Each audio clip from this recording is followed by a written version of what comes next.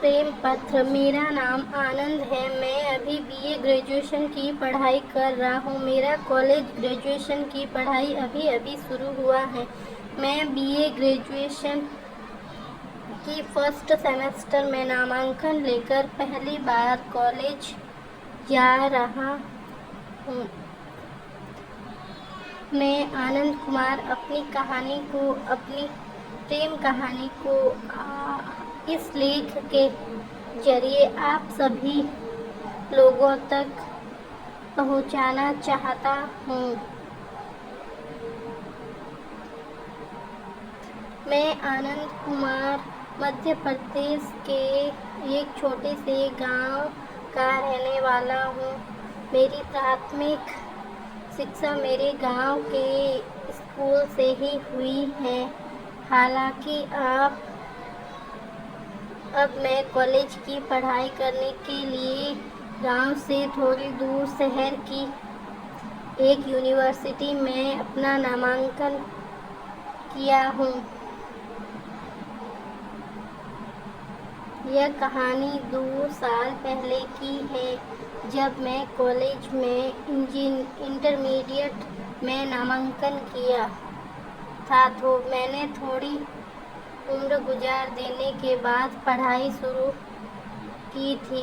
आपको बता दें कि जिस समय मैं इंटरमीडिएट में पढ़ाई कर रहा था, उस समय मेरी उम्र 19 साल थी। मैं जब इंटरमीडिएट में अपना नामांकन कराया था और अपनी प्रथम साल का एग्ज़ाम देने के लिए तैयारियां कर रहा था।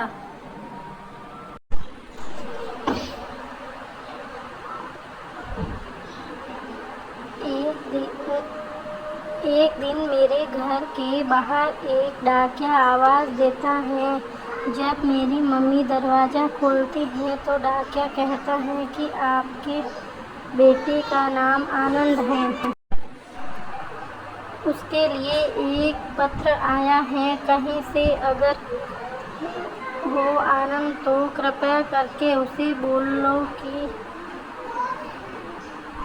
मेरी माँ मुझे आवाज़ देती हैं और कहती हैं कि तुम्हारे लिए कोई पत्र आया है, कहीं से डाकिया से जाकर ले लो।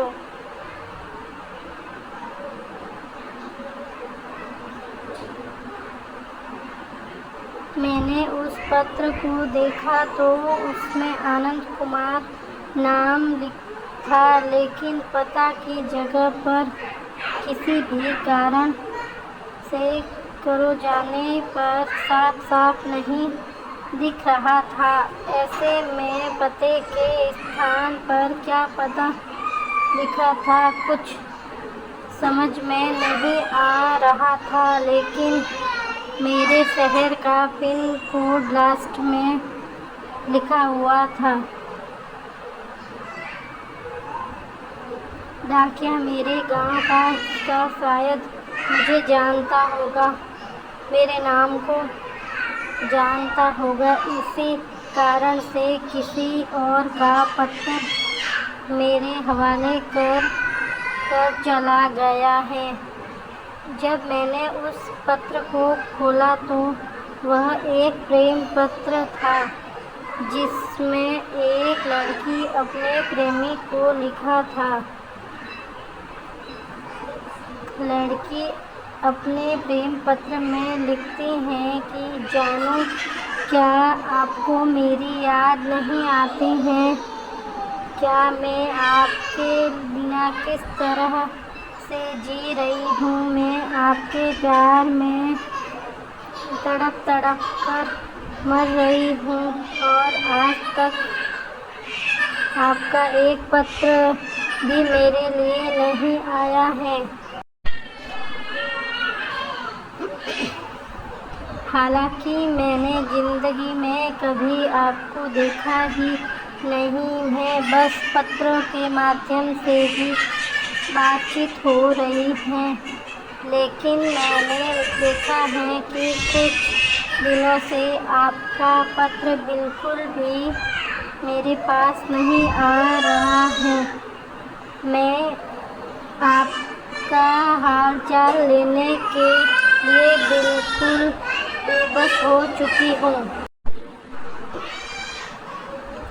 आनंद को पता नहीं चलता है कि पत्र किसका है, लड़की कौन है और प्रेम पत्र किसको लिख रही है। आनंद को लगाकर लड़की बहुत ज़्यादा दुखद प्रेम पत्र लिखी है, इसलिए वह अपने जवाब देने के लिए एक प्रेम पत्र लिखता है और उसे कहता है कि मुझे कुछ काम था, इसी कारण से मैं तुम्हें पत्र भेजना भूल गया।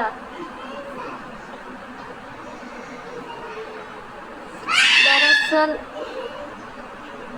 मैं अब प्रेम पत्र भेजना भूला नहीं हूँ, बल्कि जहाँ मैं आया हूँ वहाँ कोई अगल बगल में डाकघर नहीं है, जिस कारण से मुझे तुम्हारे पास पत्र भेजने में काफ़ी ज़्यादा समस्याओं का सामना करना पड़ता है। मैं यह पत्र लिखने के लिए अपने काम से जहाँ गया हूँ उससे लगभग 40 किलोमीटर दूर एक पत्र भेजने के लिए आ गया हूँ। हालांकि जहाँ मैं काम करने के लिए गया हूँ वहाँ मेरा प्रोजेक्ट पूरा हो चुका है। ऐसे में अब मैं अपने पहले ही घर पर आ रहा हूँ। अब आपको पत्र पाने में समस्या नहीं होगी। आनंद अपने हाथ से यह पत्र लिखता है और डाकघर में जाकर लड़की के पते पर भेज देता है।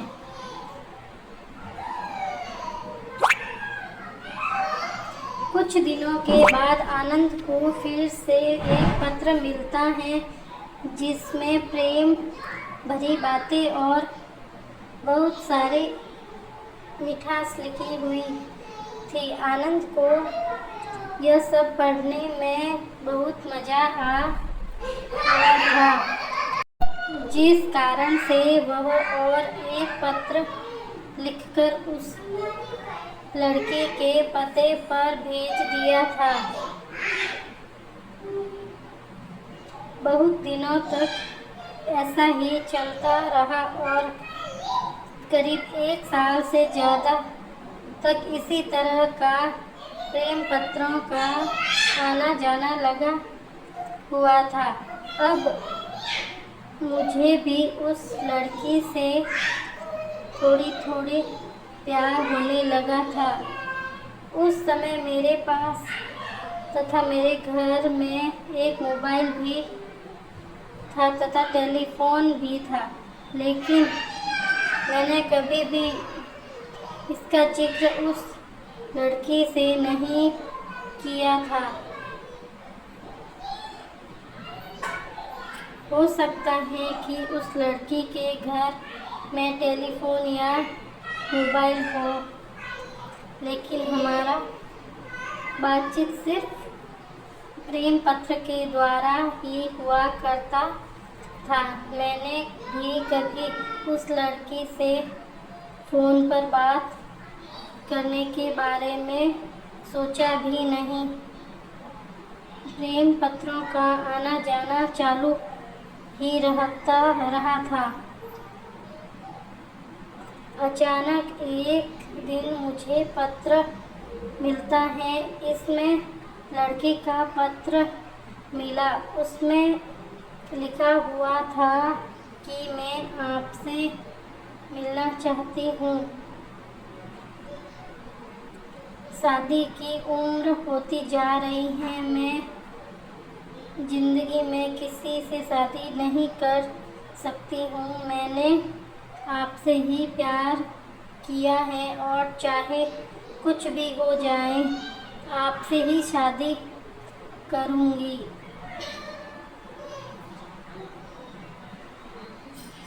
इतना सुनते ही मेरा होश उड़ गया था, क्योंकि वह लड़की के साथ पत्र लिख रही थी। मुझे नहीं पता था, गलती से मेरे पास आ गया था और उसी दिन से मैं उससे बात करने लगा था। ऐसे में जब मैं उससे मिलूँगा तो वह मुझे पहचान सकते हैं।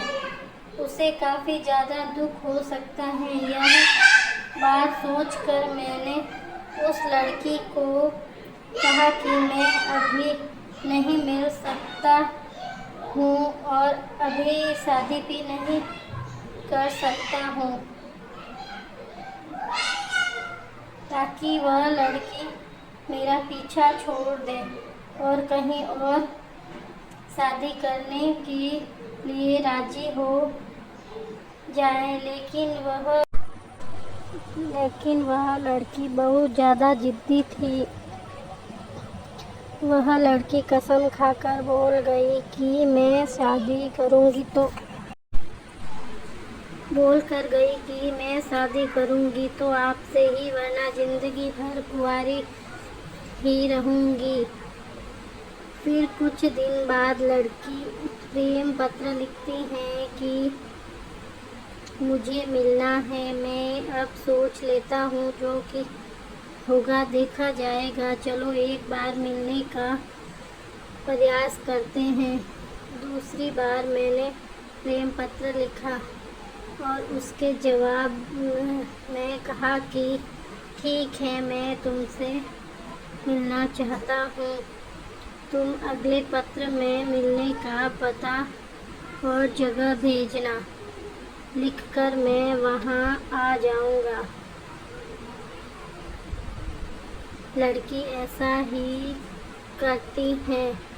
वह पत्र के जवाब में किसी खास तारीख को, किसी खास जगह पर, किसी खास समय पर उसे बुलाने के बारे में प्रेम पत्र लिखकर भेज देता है। जिस दिन लड़की उससे मिलना चाह रही थी, उस दिन मैं बिल्कुल ही अच्छे कपड़े पहन कर उस जगह पर लड़की से मिलने चला गया था। लड़की उस जगह पर पहले ही आ चुकी थी। मैं काफ़ी लेट हो गया था। मुझे लग रहा था कि उस लड़की को आने में ज़्यादा लेट हो जाएगी, क्योंकि मुझे पता भी नहीं था कि उस लड़की का घर से कितना दूर है। इसी कारण से मुझे थोड़ा लेट ही पहुंचना था। जैसे ही मैं उस जगह पर पहुंचा तो देखा कि एक बहुत खूबसूरत लड़की उस जगह पर खड़ी थी। मैंने लड़की का नाम पूछा तो उन्होंने सही बताया। उन्होंने भी पूछा तो मैंने अपना नाम आनंद बताया।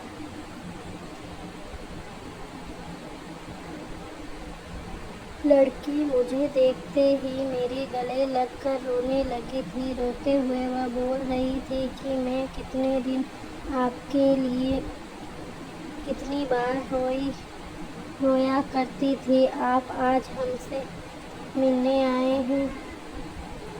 आज के बाद हम दोनों कभी अलग नहीं होंगे। इतना कर लो कि मेरे गले लगकर रोने लगी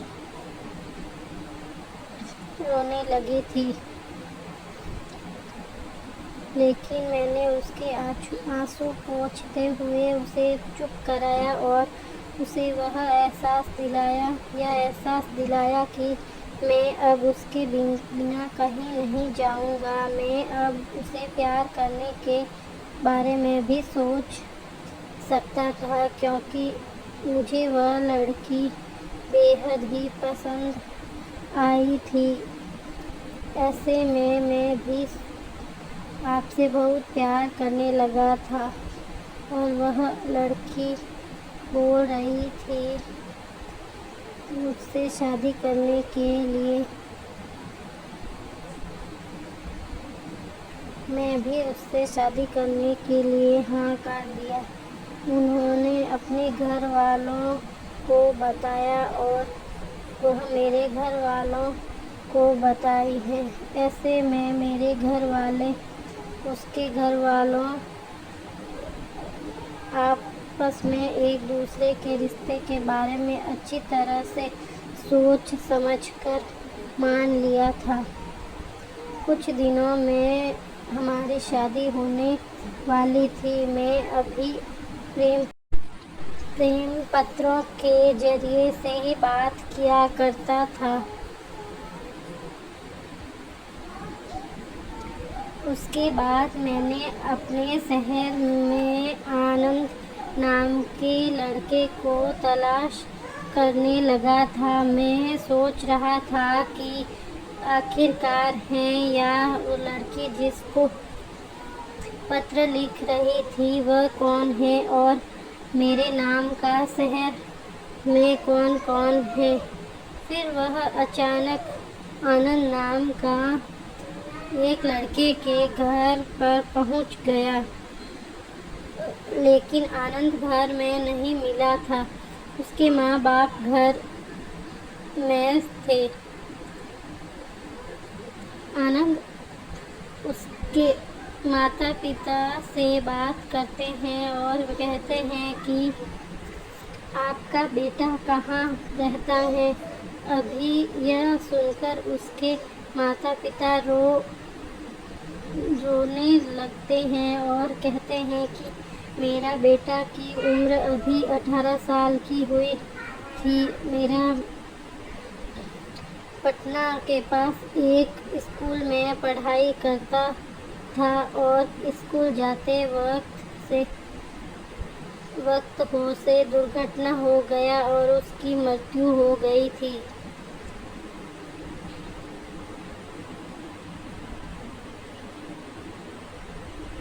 तभी आनंद कहता है कि मेरा नाम भी आनंद है, मेरी भी उम्र उतनी ही है, क्या मैं आपका बेटा बन सकता हूँ।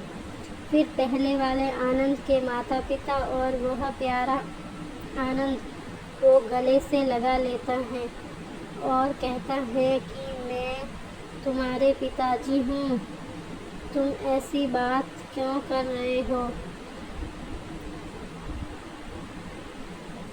मतलब अब सारी बात मेरी समझ में आ चुकी थी। मैं बहुत खुश था कि किन मेरे दो माता पिता नहीं बल्कि दो माता पिता मिल गया है। अब मैं रोजाना उसके घर जाया करता था। अपने घर में भी रहा करता था। इसी तरह से हम दोनों के बीच में बहुत ज़्यादा गहरी, माता पिता तथा बेटे के बीच में ज़्यादा प्यार हो गया था। मेरी शादी करीब आने वाली थी। मैंने अपनी शादी के बारे में दोनों माता पिता को बताया। मेरे अपने माता पिता को तो पहले से ही यह सभी चीज़ें पता थी, क्योंकि सारी बातें तो उन्होंने ही की थी। लेकिन दूसरे माता पिता जी को मैंने यह सारी बात बताई, बहुत खुश हो गए। फिर उसके बाद हम दोनों की शादी बहुत ज़्यादा धूमधाम से हुई थी, क्योंकि हमारे दोनों माता पिता जो थे वह बहुत ज़्यादा हम लोगों से प्यार करते थे। सब मेरे साथ होगा। लड़की भी बहुत ज़्यादा खुश थी। उसके बाद से हम दोनों का जीवन बहुत ज़्यादा सुखमय तथा आनंदमय हो चुका था।